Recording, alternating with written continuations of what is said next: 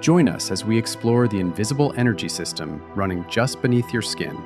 Mapping the vital streams that bridge our physical bodies with the deeper planes of life. I'm Elliot. And I'm Nadia. Welcome to the Etheric Double by Arthur E. Powell. My niece was about 4 hours old when I met her. 4 hours. And she already had a way about her. I'm not being sentimental. Ask anyone who was in the room. There was a particular stubbornness in how she dealt with being swaddled. This very definite objection, lodged formally. And her brother, at 4 hours old, had been completely different. Calm as a lake, taking the whole thing in like a guest at a quiet hotel. Same parents, same house. 4 hours of experience each. Where does that come from? That's the whole question, isn't it? Because nothing had happened to them yet. Whatever they each were, they arrived with it. They arrived already themselves. And every parent knows this, and we mostly just shrug and say, genetics, and move on. And today's chapter is this book's answer. And it's stranger and more tender than genetics. This is episode 5, and we're doing just one chapter today, chapter 15, Birth. It's the first of what I think of as the 2 life episodes, because next time is its shadow, the chapter on death. Today is about how a body, like the one we've spent 4 episodes mapping, actually comes to be. And the short version, the version I'd put on the poster, is that before you were born, there was a plan of you, and something read it. And it's worth saying where this sits in the system, because the book opens the chapter with a structural point. The etheric double is unusual among all the bodies. For the astral body, the mental body, there's nothing quite like what's about to be described.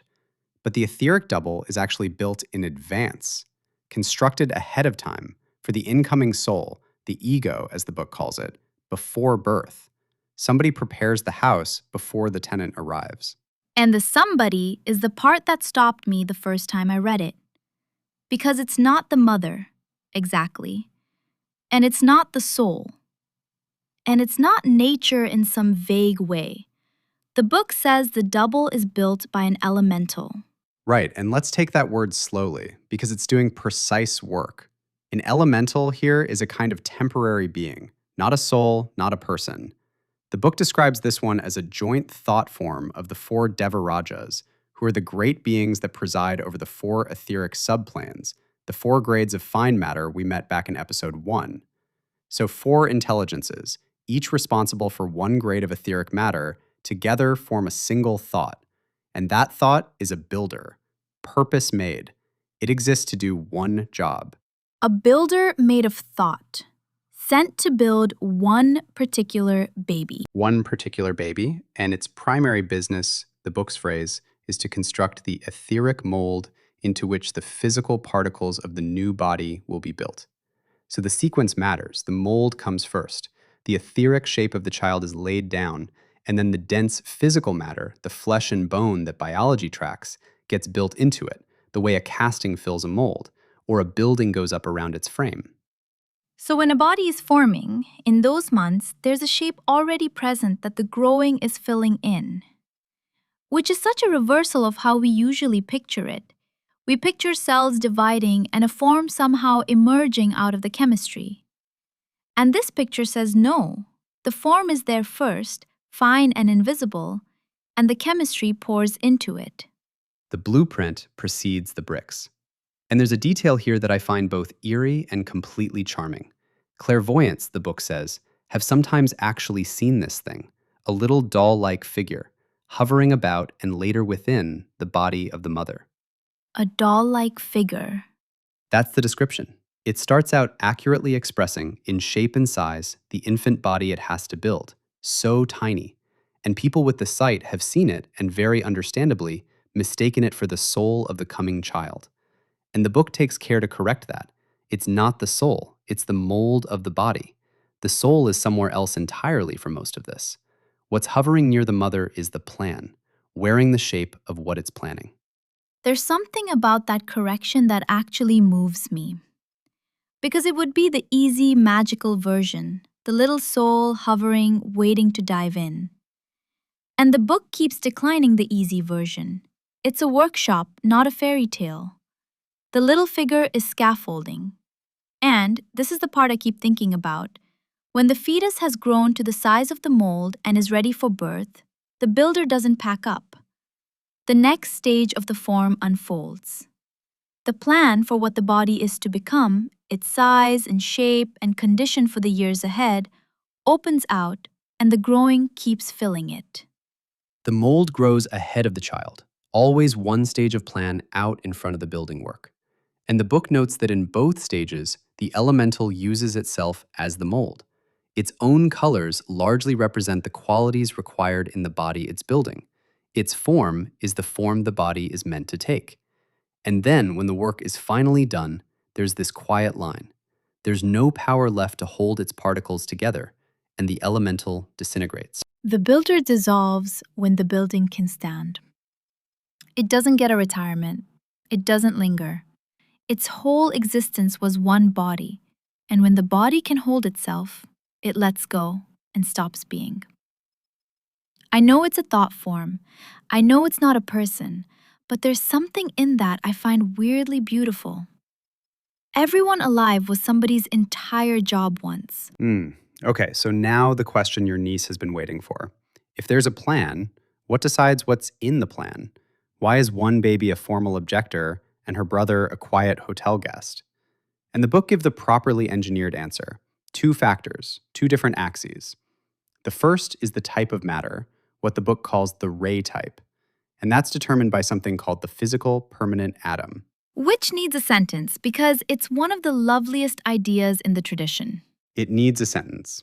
The permanent atom is a kind of seed record, one single atom that the soul keeps, life after life, and everything the soul's bodies have ever been is impressed on it, the way a fingerprint carries a pattern.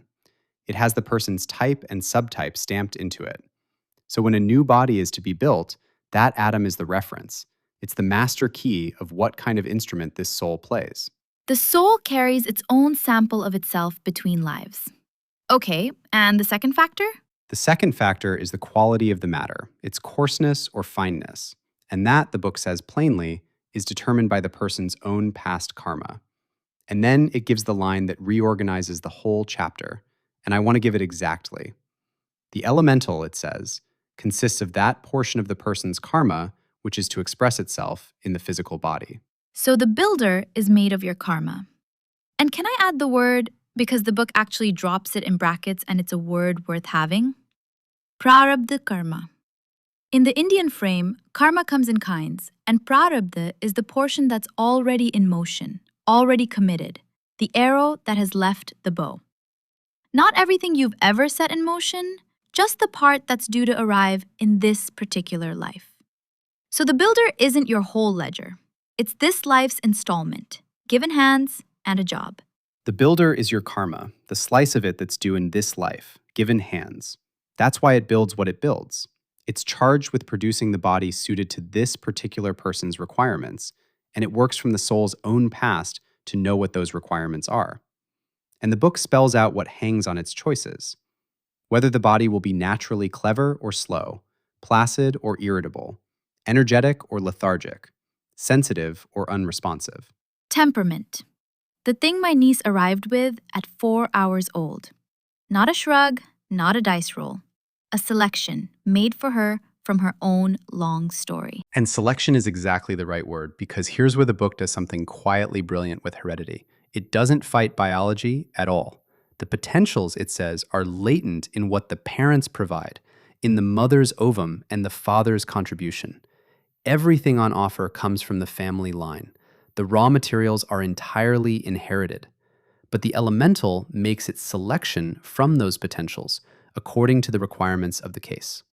Okay, this is the sentence of the episode for me, so let me slow it down.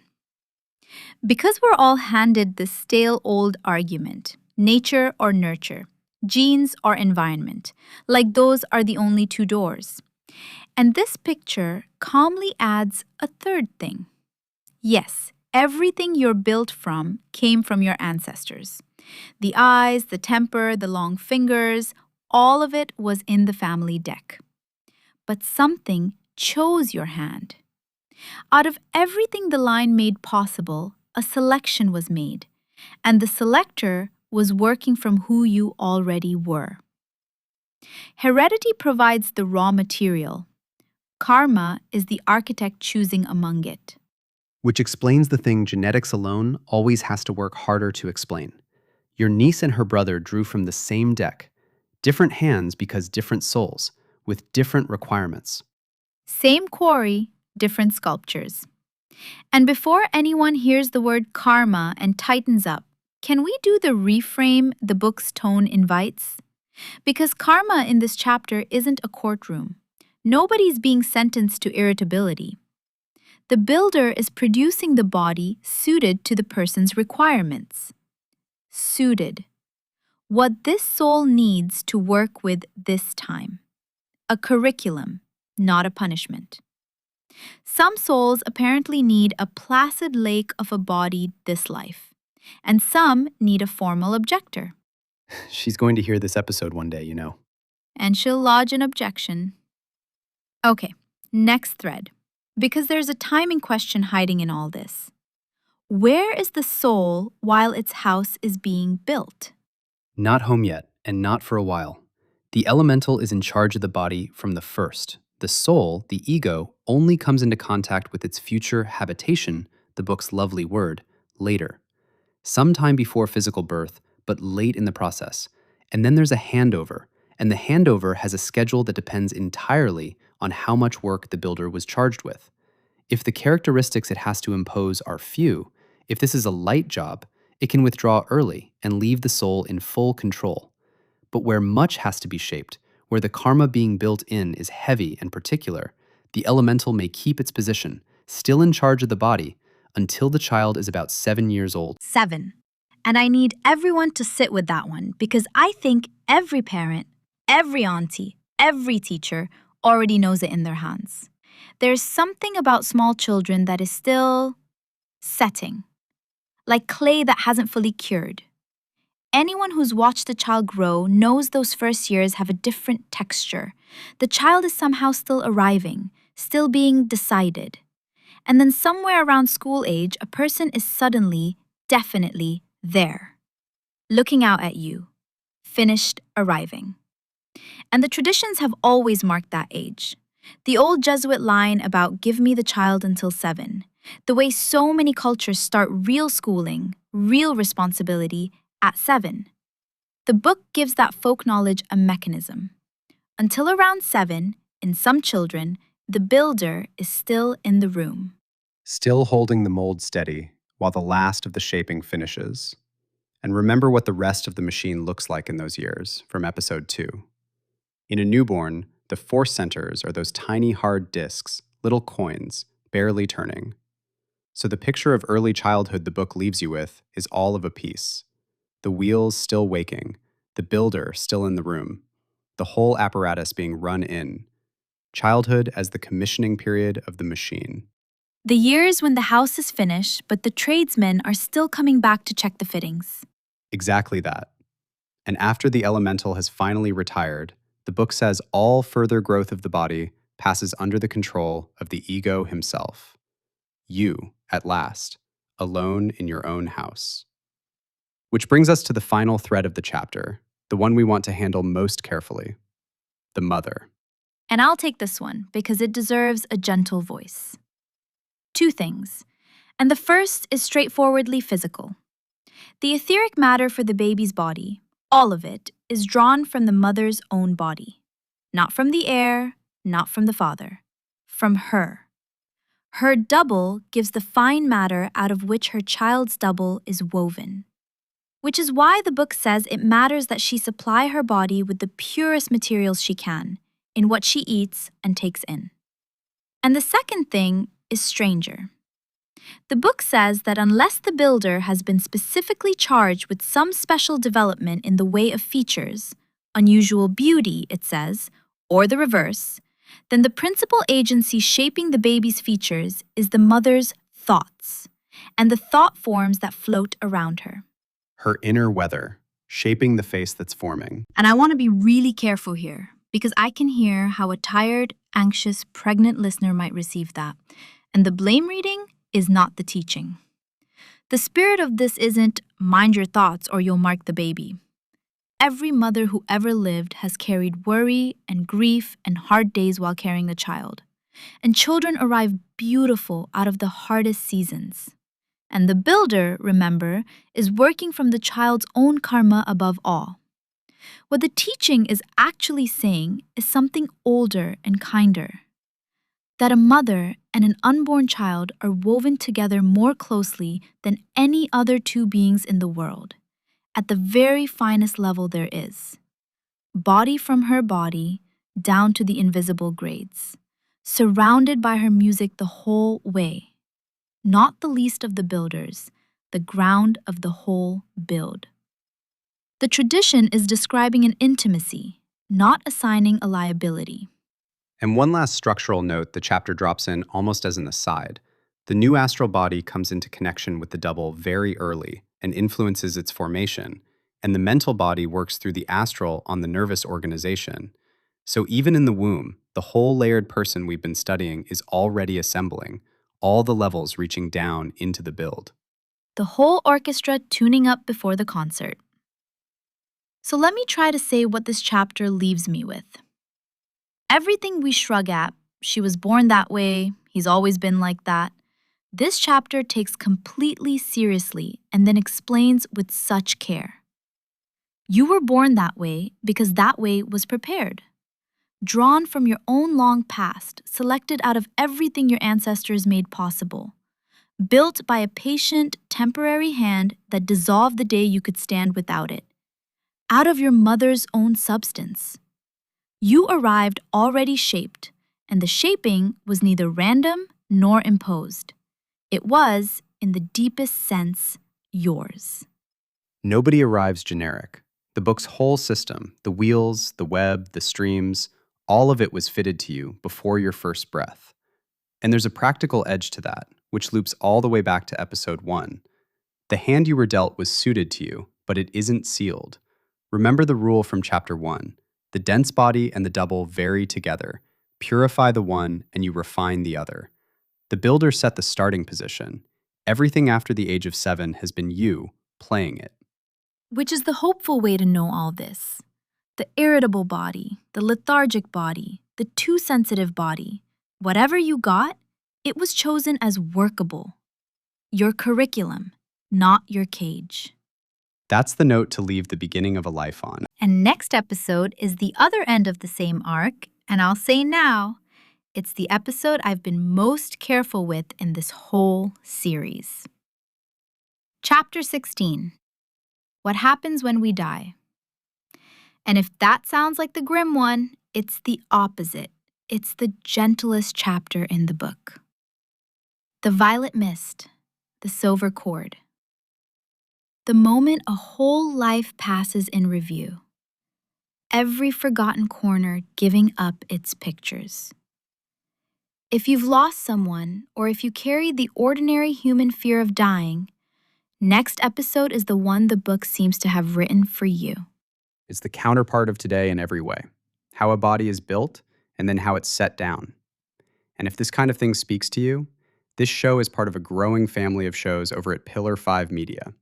Questions of the soul, karma, lives before and after this one, they run through the whole catalog.